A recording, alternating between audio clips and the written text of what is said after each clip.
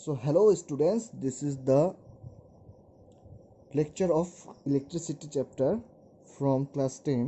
So आज हम जो डिस्कस करेंगे वो है resistance of a system of resistors. जो हमने पढ़ा है रेजिस्टेंस और जो रेजिस्टर्स है, ठीक है। रेजिस्टर्स क्या होता है, इसे बोलते हैं हम रेजिस्टर्स। ओके, इसका वैल्यू क्या है आर। इस आर को हम बोलते हैं रेजिस्टेंस, लाइक 5 ओम 3 ओम एक्सेट्रा। तो हम उसके जो है सिस्टम ऑफ रेजिस्टर्स का जो मेथड ऑफ जॉइनिंग है उसे समझेंगे, दैट इज सीरीज और पैरेलल। ठीक है, अगर दो रेजिस्टेंस है R1 और R2 तो उसको हम कैसे ज्वाइन करते हैं।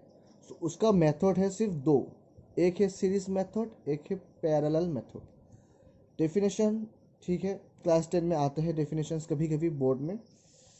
अगर बोलते हैं कि सीरीज का डेफिनेशन बताओ, सीरीज कनेक्शन का डेफिनेशन बताओ, तब हमें लिखना पड़ेगा when the resistance is joined end to end then this method of joining of resistance is called series connection। जब end to end, जैसे कि हम देखेंगे अब इसमें R1 रेजिस्टेंस है, R2 रेजिस्टेंस है, R3 रेजिस्टेंस है, सभी कैसे लगा हुआ है end to end, 1 2 3 4। So R1 का जो एंड है R2 के एंड से ज्वाइन है, R2 का जो एंड है R3 का एंड के से ज्वाइन है, और R1 का जो लेफ्ट एंड है और R3 का जो लेफ्ट एंड है वो जाकर क्या कर रहे हैं हमारा जो सेल बोलते हैं उसमें ज्वाइन हो रहे हैं। सो सीरीज कनेक्शन कैसे हो गए,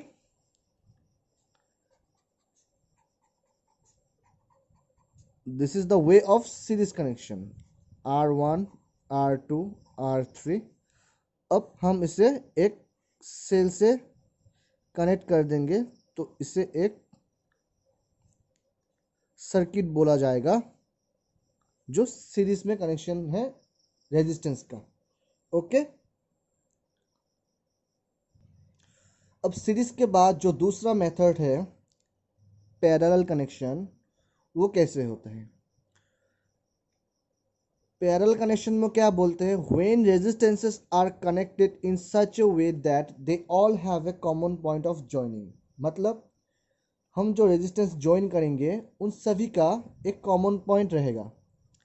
जैसे कि R1 R2 R3 तीनों रेजिस्टेंस है, 1 2 3। अब तीनों का हम क्या करेंगे, एक कॉमन पॉइंट से जोड़ देंगे। सो तीनों को हम एक पॉइंट में लाकर A पॉइंट से जोड़ दिया या B पॉइंट से जोड़ दिया। सो तीनों का कॉमन पॉइंट हो गया क्या, A। R1 का भी A है, B है, सो R2 का भी A और B है, R3 का A और B है। मतलब दोनों एंड जो है वो सभी का सेम है। सो ऐसे जो मेथड है इसे बोलते हैं पैरेलल कनेक्शन। कॉमन पॉइंट रहेगा, लेकिन इसका क्या है, कॉमन पॉइंट नहीं है, सभी का डिफरेंट है, ये डिफरेंट ये डिफरेंट ये डिफरेंट, बाद में जाकर जो है सेल में। लेकिन इन तीनों का क्या है, सभी का कॉमन पॉइंट है और वो जाकर सेल में कनेक्ट हो रहा है। ओके, अब हम रेजिस्टर्स इन सीरीज को डेप्थ में थोड़ा पढ़ेंगे। ओके, अगर ये एक सर्किट है जिसे हम सीरीज में बोल रहे हैं और सेल से करंट मान लेते हैं हम I करंट जा रहा है। सीरीज में क्या होता है, करंट जो है वो ऐसे जाएगा, फिर ऐसे जाएगा, R1 से क्रॉस होकर R2 में से क्रॉस होकर R3 में से क्रॉस होकर ऐसे वापस सेल में आकर रह जाएगा। ओके, तो सीरीज कनेक्शन में क्या होता है, current is constant, current constant होता है throughout the whole circuit. लेकिन पैरेलल में ऐसा नहीं होता है, हम जाके बाद में देखेंगे। तो इसमें से करंट कितना जाएगा, इसमें से करंट कितना जाएगा और इसमें से करंट कितना जाएगा। अगर टोटल करंट है I, क्या टोटल करंट है I, तो R1 में भी I करंट जाएगा, R2 में भी I करंट जाएगा और R3 में भी I करंट जाएगा। सीरीज का ये है फंडा।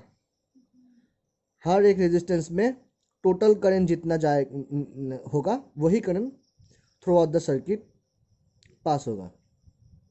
लेकिन इसका जो सेल का पोटेंशियल मान लेते हैं V, तो V क्या होता है? Potential difference. और पोटेंशियल डिफरेंस हर दो पॉइंट का अलग अलग होता है। इन दोनों पॉइंट जो है that is terminal of battery, potential है क्या? पोटेंशियल डिफरेंस है V।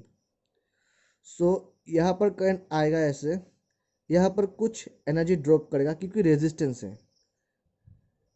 कैसे? हीटिंग इफेक्ट है, लाइट इफेक्ट है, ऐसे कुछ एनर्जी लॉस होगा।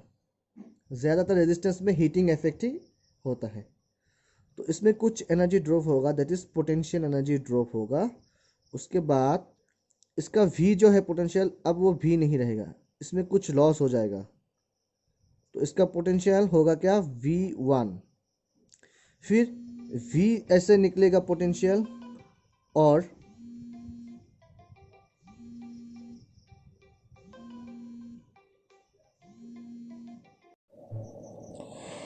तो इसका भी पोटेंशियल V जाएगा, कुछ ड्रॉप होगा, दैट इज़ V1 ड्रॉप हो गया, तो V माइनस V1, तो मान लेते हैं इसमें V2 ड्रॉप होगा, और उसके बाद इसमें V3 ड्रॉप होगा। दैट इज सीरीज में करंट जो है वो सभी का सेम होता है, लेकिन पोटेंशियल डिफरेंस अलग अलग होता है। Okay, now by Ohm's law यहाँ पर V is equal, that is V1 is equal to what? I into R1, Ohm's law. यहाँ पर V2 is equal to I into R2, और यहाँ पर V3 is equal to I into R3। Clear? Now total potential क्या था? V। ये जो V है किसके बराबर होगा? V1 plus V2 plus V3। क्यों? Energy conservation law. जितना एनर्जी हम वेस्ट करेंगे उतना वापस किसी ना किसी वे में आ जाएगा। ठीक है, सो टोटल पोटेंशियल क्या होगा? V1 plus V2 plus V3। Now V और V1 V2 V3, V1 को हम क्या लिख सकते हैं? I R1 plus I R2 plus I R3। Okay, so अब एक बात आता है कि इक्विवेलेंट रेजिस्टेंस। ठीक है, ये जो तीन रेजिस्टेंस है, हम इन तीनों रेजिस्टेंस को ऐसे यूज़ करेंगे कि इन तीनों जो काम कर रहा है वो अकेले और एक रेजिस्टेंस R इक्विवेलेंट करेगा जब सेम पोटेंशियल यूज़ करेंगे, दिस V, और इसमें से करंट पास होगा I। तो यहाँ पर ओम्स लॉ लगाएंगे तो क्या होगा? V into I R E Q. So I R E Q valent is equal to I R one plus I R two plus I R three. तो equivalent resistance क्या होता है? क्वेश्चन आ गया। Okay, हम वो भी देखेंगे question, what is equivalent resistance.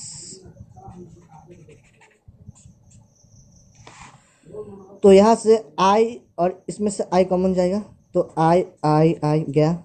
So R equivalent is equal to R1 plus R2 plus R3। Series में ये इक्विवेलेंट रेजिस्टेंस क्या होता है? सबका समेशन। अगर तीन रेजिस्टेंस सीरीज में है तो इक्विवेलेंट रेजिस्टेंस क्या होगा? तीनों का समेशन, that is R1 plus R2 plus R3। Series में और एक बात याद रखना होगा, total potential V is equal to सबका potential, that is V1 plus V2 plus V3। और एक बात क्या है? करंट जो पास होगा वो सभी के लिए इक्वल होगा। अब हम इक्विवेलेंट रेजिस्टेंस को थोड़ा डेप्थ में जानते हैं।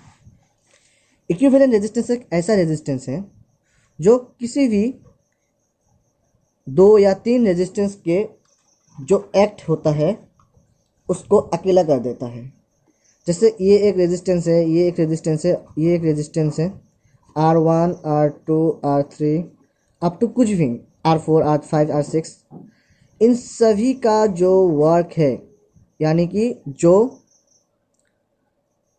भी काम कर रहा है उन सभी का जो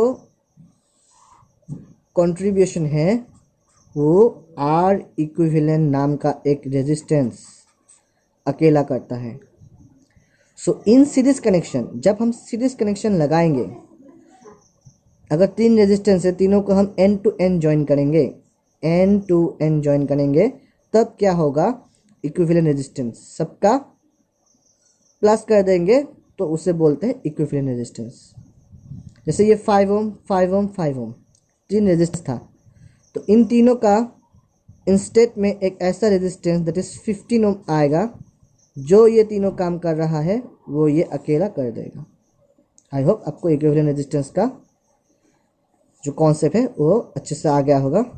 हम डेफिनेशन भी इसका बाद में देखेंगे। ओके, अब हम देखेंगे पैरेलल कनेक्शन। एक रेजिस्टेंस होगा R1, दूसरा होगा R2, तीसरा होगा R3। ऐसे बहुत सारे भी हो सकते हैं। अब तीनों को हम क्या करेंगे, अगर पैरेलल है तो एक कॉमन पॉइंट रखना पड़ेगा। ये हो गया इस एंड का कॉमन पॉइंट, इस एंड का, इसे मानते हैं A, इसे मानते हैं B। एक सोर्स लगेगा पोटेंशियल V, ठीक है। I टोटल करंट निकलेगा, जाकर ऐसे करंट इस बार डिवाइड होगा। पहले क्या होता था, एक ही करंट जाता था, लेकिन इस बार डिवाइड होगा I1, I2 और I3 में। यहाँ से I1 आ गया, I2 आ गया और I3 आ गया। सो I1, I2, I3, I1, I2, I3, सो तीनों I के बराबर थे, इसमें भी I के बराबर हो गए। फिर I आकर negative potential, that is law of conservation. जितना करंट जाएगा उतना करंट आएगा। ये बहुत ही एक अच्छा सा कॉन्सेप्ट है एनर्जी कंजर्वेशन का। अब जब क्लास 12 में जाओगे, इसी एक सिंपल कॉन्सेप्ट से पूरा सर्किट एनालिसिस आप कर सकते हैं। एनर्जी कंजर्वेशन, जितना करंट जाएगा उतना करंट आएगा। ओके, सो नाउ इस बार क्या होगा, पोटेंशियल तीनों का, इसका पोटेंशियल मान लेते हैं V1, इसका मान लेते हैं V2, इसका मान लेते हैं V3, लेकिन तीनों का तो सेम कॉमन पॉइंट है ना। इस कॉमन पॉइंट का पोटेंशियल क्या है, ये अगर V है और किसी रेजिस्टेंस नहीं है तो ये पॉइंट भी V ही होगा और V भी होगा, दैट इज V। जब तक ऐसे रहेगा तब तक जब तक ऐसे रहेगा तब तक सेम पोटेंशियल। अगर रेजिस्टेंस या बैटरी कुछ भी आ जाए तो पोटेंशियल चेंज होगा। तो ये V है तो इसका एंड V, और मान लेते हैं ये 0, दैट इज V माइनस 0, तो V समझ में आ गया ना, V माइनस 0 पोटेंशियल डिफरेंस है ना। तो एक का मान लेते हैं V, तो दूसरा का क्या होगा, 0 होना पड़ेगा, तो फिर तो V आ जाएगा। तो अगर इसका V है तो V, A का भी क्या होगा, V होगा, और B का क्या होगा, 0 होगा। तो ये पोटेंशियल भी V है, मतलब इन तीनों का जो कॉमन पॉइंट है उसका भी पोटेंशियल V है। तो सीरीज में क्या था, करंट सेम था, पोटेंशियल सभी का समेशन करके टोटल पोटेंशियल के बराबर था। इस बार क्या है, पैरेलल में I is equal to I1 plus I2 plus I3। और इक्विवेलेंट क्या होगा, जो इक्विवेलेंट हमने रेजिस्टेंस पढ़ा था, इन तीनों के इंस्टेड में एक ऐसा रेजिस्टेंस आएगा जो तीनों का काम कर दे, that is R equivalent in case of parallel. ये पोटेंशियल होगा V और ये I मतलब we know what V is equal to IR, so IR is equal to V, that is I is equal to V upon R equivalent। so I का मतलब V अपन R equivalent। I1 क्या होगा, potential तो same है, तो V अपन R1 plus V अपन R2 plus V अपन R3, V सबका cancel हो जाएगा। सो 1 upon R equivalent is equal to 1 upon R1 plus 1 upon R2 plus 1 upon R3। ये याद रखना होगा, जब कोई भी एक पैरेलल कनेक्शन में रेजिस्टेंस है तो उनका जो इक्विवेलेंट रेजिस्टेंस है, जो ऐसे लिखते हैं 1 upon R equivalent is equal to 1 upon R1 plus 1 upon R2 plus 1 upon 3, अब तो जितना भी रेजिस्टेंस होगा उतना लिखना पड़ेगा। और पैरेलल में ये भी याद रखना पड़ेगा कि total current is equal to जो भी डिवाइड होगा उसके समेशन के बराबर है। ओके, सो यहाँ तक था पैरेलल और सीरीज कनेक्शन। अब हम टेक्स्ट बुक में स्विच करेंगे क्योंकि ये समझना बहुत ही इंपॉर्टेंट है। ओके, सो हमने तो सीरीज का ये देख लिया formula. R S is equal to R1 plus R2 3 summation होता है सिर्फ। हम इसका एक न्यूमेरिकल जो एग्जाम्पल 12.7 है वो देखते हैं। क्या बोला है क्वेश्चन में, an electric lamp whose resistance is 20 ohm and a conductor of 4 ohm resistance are connected to a 6 volt battery. Calculate A number total resistance of the circuit, B number the current through the circuit, मतलब whole circuit, and the potential difference across the electric lamp and conductor. तो दिया क्या है हमारा, इसका resistance 4 ओम, bulb का resistance क्या है 20 ओम, तो हम इसे भी रेजिस्टेंस मान ही लेते हैं ऐसे। तो अल्टीमेटली हम इसे कैसे ड्रॉ कर सकते हैं, 4 ओम 20 ओम आकर क्या हुआ 6 वोल्ट से कनेक्ट कर दिया। अब क्वेश्चन बोला calculate the total resistance of the circuit, that is R equivalent. R equivalent क्या होगा, ये सीरीज में है या पैरेलल में, करंट ऐसे जाएगा सीधा ऐसा आएगा, मतलब डिवाइड नहीं हुआ, ऐसे डिवाइड हुआ क्या, नहीं हुआ ना, ऐसे डिवाइड नहीं हुआ ना, तो मतलब ये सीरीज में है। तो सीरीज में होगा तो क्या होगा, summation that is 4 ohm plus 20 ohm is equal to 24 ohm. Answer ठीक है, तो ए नंबर हो गया। अब बी नंबर क्या बोलता है, the current through the circuit, the current through the circuit मतलब होल सर्किट, होल सर्किट मतलब इसे भी ऐड करना होगा, इसे भी ऐड करना होगा, जितना भी रेजिस्टेंस होगा सबको ऐड करना होगा। तो total current, current through the circuit मतलब total current, I total is equal to R equivalent, हमेशा आर इक्विवेलेंट। अगर एक भी रेजिस्टेंस है तो उसका आर इक्विवेलेंट होगा, अगर एक रेजिस्टेंस है उसका आर इक्विवेलेंट क्या, वो खुद मतलब मानो कि सब 4 ओम दिया है एक सर्किट में, तो इसका भी आई टोटल क्या होगा, आर इक्विवेलेंट। तो इसका आर इक्विवेलेंट क्या है, सिर्फ ये that is 4 ohm. So R equivalent divide by total potential, potential क्या है 6 वोल्ट, सो 24 बाई 6, 6 1 6, ठीक है। सॉरी हमने गलत कर दिया ना, I is equal to what, I total is equal to what, हम यहाँ लिखते हैं I total is equal to what, भी अपन आर इक्विवेलेंट ना, गलत हो गया सॉरी। तो 6 वोल्ट डिवाइड बाई 20 क्या हो गया, इस is equal to 0.25 ampere. Now C number potential difference across the electric lamp, इसके बीच का पोटेंशियल डिफरेंस, इसके बीच का पोटेंशियल डिफरेंस, मान लेते हैं ये V1 और ये V2, टोटल क्या है 6 वोल्ट, टोटल करंट क्या है, आई का वैल्यू 0.25 एम्पियर। सो यहाँ का कितना होगा, V1 is equal to total current 0.25 ampere into resistance कितना 4 ओम, सो 4 इंटू 0.25 क्या होगा 1 वोल्ट। सो अगर ये 1 वोल्ट है तो ये क्या होगा, energy conservation V is equal to V1 plus V2 series में। तो अगर ये है 1 तो ये क्या होगा V2 is equal to 6 minus 1 5 volt is equal to V2। तो इसका V1 का वैल्यू है 1 वोल्ट और V2 का है 5 वोल्ट। आप ऐसे भी कर सकते हो, total current that is V2 is equal to total current that is 0.25 ampere into 20 ohm, 25 into that is 5.0 यानी 5 ओम, सॉरी हाँ 5 वोल्ट होगा ना ऐसे। सो आई होप ये समझ में आ गया होगा।